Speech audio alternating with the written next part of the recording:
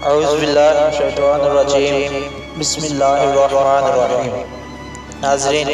آپ کو اپنے channel Ali Raza T V میں خوش آمدید کہتا ہوں۔ جیسا کہ آپ نے تھمبنیل سے ہی اس ویڈیو کا اندازہ لگا لیا ہوگا کہ یہ ویڈیو کس کے متعلق ہے۔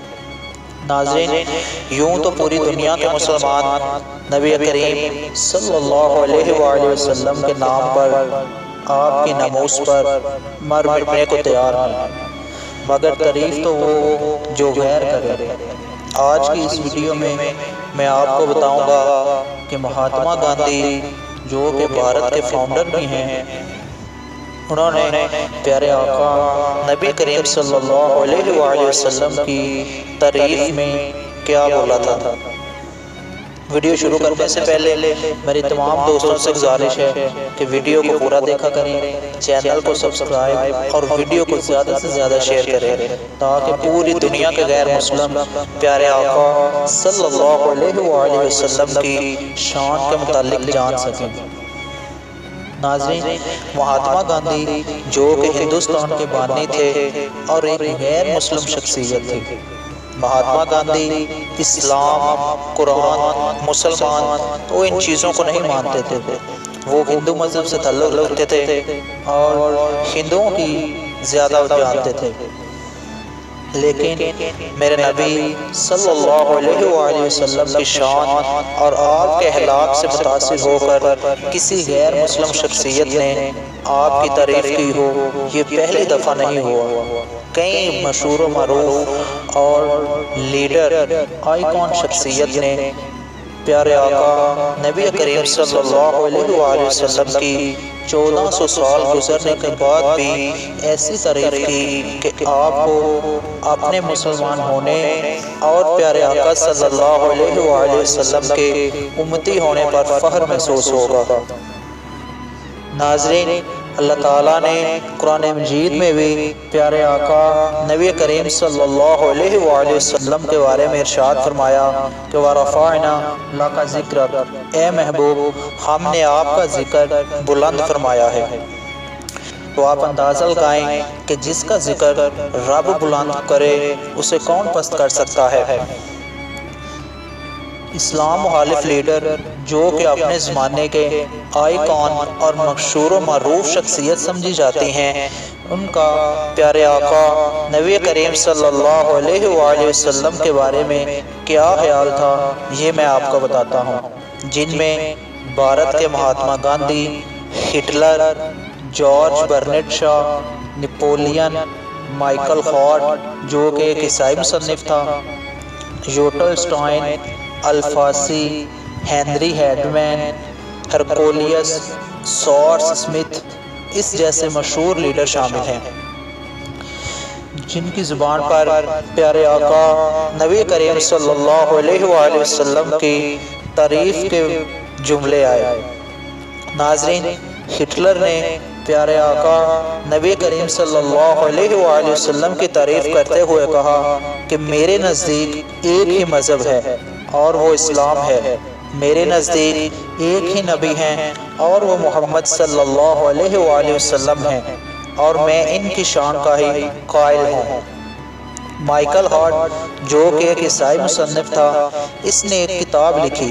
جس میں اس نے ٹاپ 100 متاثر کن اور حیران کن شخصیت کے نام لکھے، جو کہ پوری دنیا میں 100 بیسٹ بندے اس نے چنے، جس پر سب سے اوپر پہلے نمبر پر اس نے پیارے آقا نبی کریم صلی اللہ علیہ وآلہ وسلم کا نام لکھا۔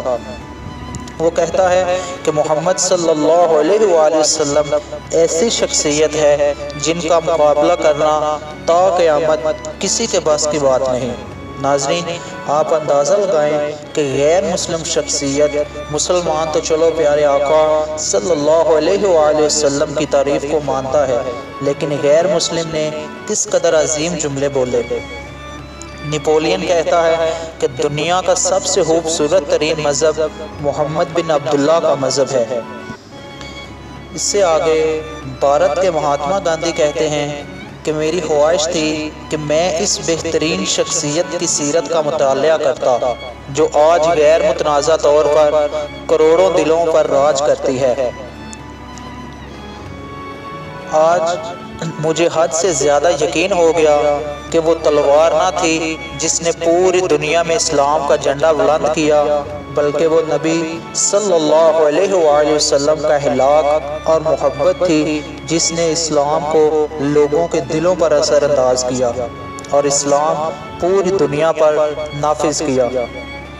جارج برنٹ شاہ کہتا ہے کہ مجھے یقین ہے اگر آج دنیا کی قیادت کے لیے محمد صلی اللہ علیہ وآلہ وسلم تشریف لے آئیں تو ہم اس پورے عالمی مسائل سے نکل سکتے ہیں اور محمد صلی اللہ علیہ وآلہ وسلم کی حکمرانی ہوگی، اور پوری دنیا میں محمد صلی اللہ علیہ وآلہ وسلم کی قیادت ہی ایک ایسی قیادت ہے جو اس دنیا کو مسائل سے نکال سکتی ہے۔ اس سے آگے یوٹلسٹائن کہتا ہے کہ اب پوری دنیا میں محمد صلی اللہ علیہ وآلہ وسلم کی قانون کی حکمرانی ہوگی۔ الفاسی کہتا ہے کہ اگر غیر معمولی طور پر جینیس ہونے کا مقابلہ ان تین چیزوں پر کیا جائے، عظیم مقصد، محدود ذرائع، بے مثال نتیجہ، تو کوئی بھی محمد صلی اللہ علیہ وآلہ وسلم کا مقابلہ نہیں کر سکتا۔ ہینری ہیڈمن کہتا ہے کہ محمد صلی اللہ علیہ وآلہ وسلم ایک بے مثال لیڈر تھے جن کے نزدیک ان کا اور ایک عام انسان کا سٹیٹس ایک تھا۔ محمد صلی اللہ علیہ وآلہ وسلم ایک عظیم شہنشاہ تھے اور ان کی ریاست ایک عظیم ریاست تھی جس کی مثال تا قیامت کسی بھی صورت میں نہیں مل سکتی۔ ہرکولیس کہتا ہے کہ اگر میں محمد صلی اللہ علیہ وآلہ وسلم کے زمانے میں ہوتا تو ان کے قدموں میں بیٹھ کر ان کے پاؤں مبارک دھوتا۔ سورتھ اسمتھ کہتا ہے کہ اگر پوری دنیا میں کوئی یہ دعویٰ کرتا ہے کہ اس نے ایمانداری کے ساتھ حکومت کی تو وہ محمد صلی اللہ علیہ وآلہ وسلم کی ذات اقدس ہے،